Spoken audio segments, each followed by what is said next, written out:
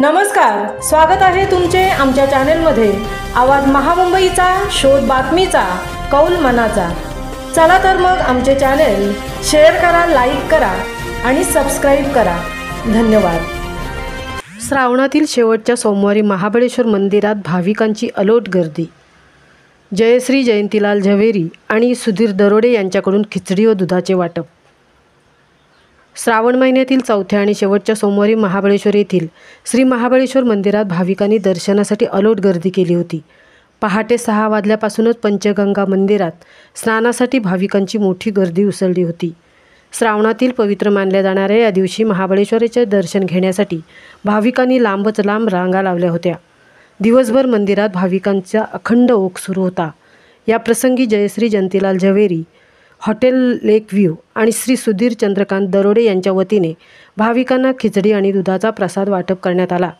या उपक्रमामुळे भाविकांना मोठा दिलासा मिळाला आणि त्यांनी आयोजकांचे आभार मानले। परिसरातील भाविकांसह दूरवर आलेल्या भक्तांनीही या दिवशी महाबळेश्वराचे दर्शन घेऊन पुण्य कमावले। श्रावणातील शेवटचा सोमवार असल्याने भाविकांमध्ये विशेष उत्साह दिसून येत होता। मंदिराच्या परिसरात जयघोषांनी आणि भक्तिमय वातावरणाने चैतन्य निर्माण झाले होते। मंदिर प्रशासनानेही भाविकांना कोणतीही गैरसोय होऊ नये यासाठी योग्य ती व्यवस्था केली होती। आवाज महामुंबईचा चॅनेलसाठी राजेश सोंडकरसह तृप्ती भोईर, महाबळेश्वर।